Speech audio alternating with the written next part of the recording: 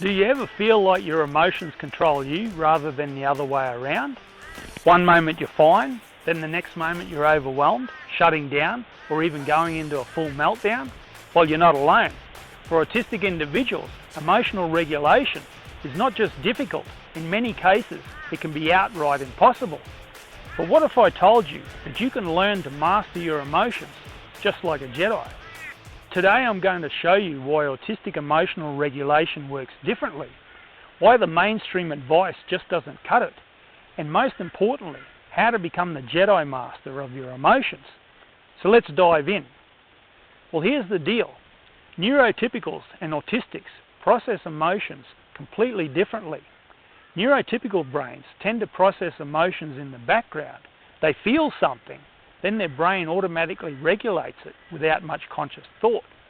But for autistic minds, we often experience emotions like a flash flood.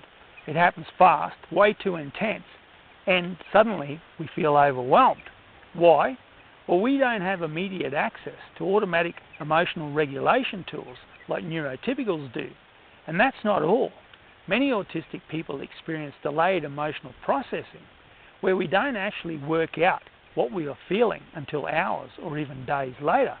It's like getting the loading progress bar for emotions. So where does emotional regulation actually come from? Well, it's not an innate skill. It is actually something that is learned and developed through the socialization process. For many autistic individuals, early developmental trauma disrupts the socialization process before emotional regulation skills can be learned. Negative events like social rejection, humiliation, or even subtle invalidation create a traumatic memory linked to social interactions. From this point on, every attempt at social interaction triggers that stored negative emotional memory, making socialization a perpetually negative experience. The brain's solution? Avoidance. The more a person avoids social interactions, the fewer opportunities they have to develop emotional regulation skills. This is why autistic individuals often reach adulthood without the emotional regulation tools that neurotypicals take for granted.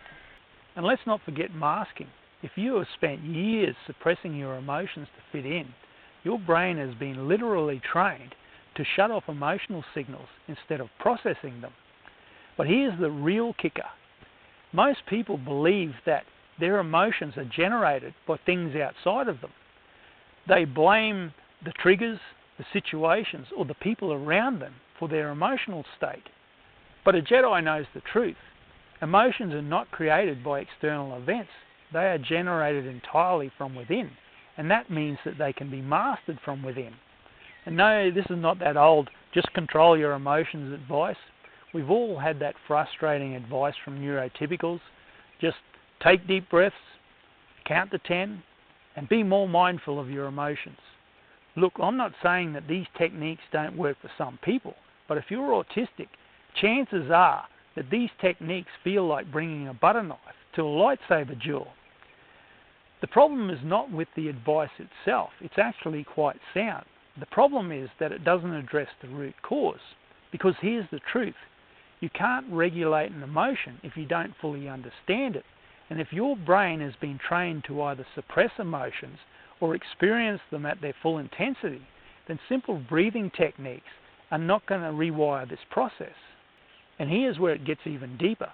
Any negative experience stored as a memory, no matter how mild, can negatively affect your life whenever it is triggered. It doesn't have to be a major trauma.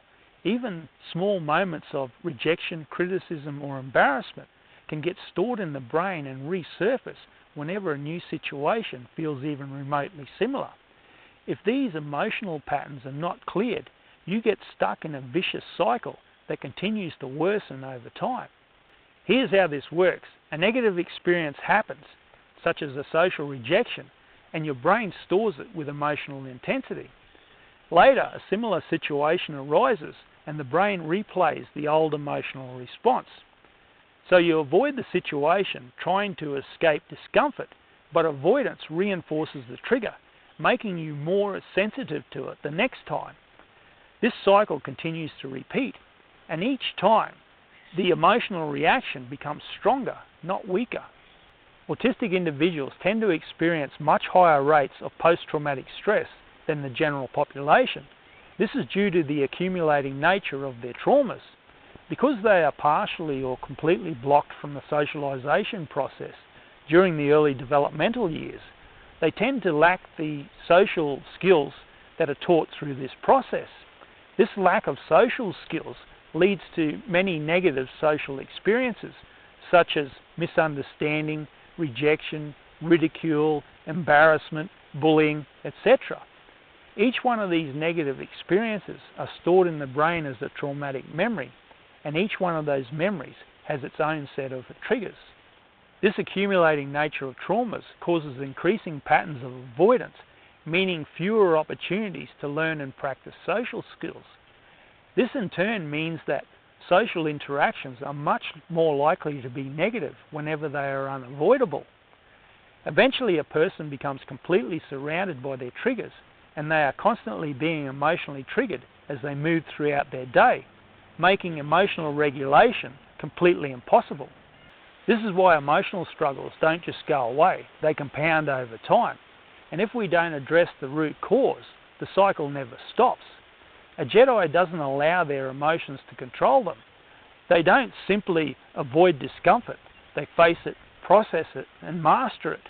They don't blame people or things outside of themselves for how they feel, because they know that this would mean giving away their power. Instead of suppressing emotions or reacting automatically, here's how to train yourself to begin breaking the cycle and master emotional regulation like a Jedi. Firstly, observe the emotion. Don't try to fight it. Instead of pushing emotions away, separate yourself from them and become the observer of them. Ask yourself, where is this feeling really coming from? Second, you need to separate the feeling from the reaction. Emotions are not the problem, it's the automatic reaction that needs rewiring. Jedis don't act on emotions, they recognize them, then choose their responses. Third, and most importantly, you need to clear all of your negative emotional triggers at their root. If your brain is stuck in trauma loops, you need to address the negative emotions stored in all of your negative memories. Without doing this, trying to just take deep breaths, count to 10, and calm down is simply an exercise in futility. Breaking the cycle of emotional dysregulation is what I teach in my Ultimate Divergence framework. Jedis don't avoid emotions, they train themselves to master them. So here's your first training challenge.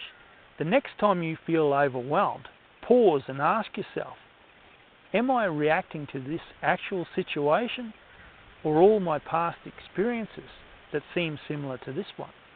So leave a comment for me below and tell me, do you feel that your emotions control you, or are you in control of them? I'd be really interested to hear your take on this.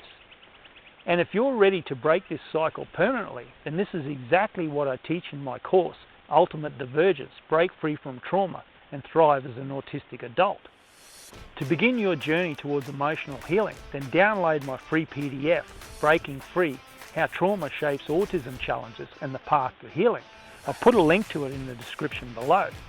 Now, for those of you who want to learn more about how addressing trauma can eliminate practically all of the challenges associated with autism, then I've also put a link down there to my blog post, Eliminating Autism Symptoms by Addressing the Emotional Root Causes. With the right tools and support, navigating daily life can become an opportunity for success rather than a source of stress and defeat. And if you want to learn more about how your emotional triggers are imprisoning you, then this video up here is what you're looking for. And may the emotional intelligence be with you.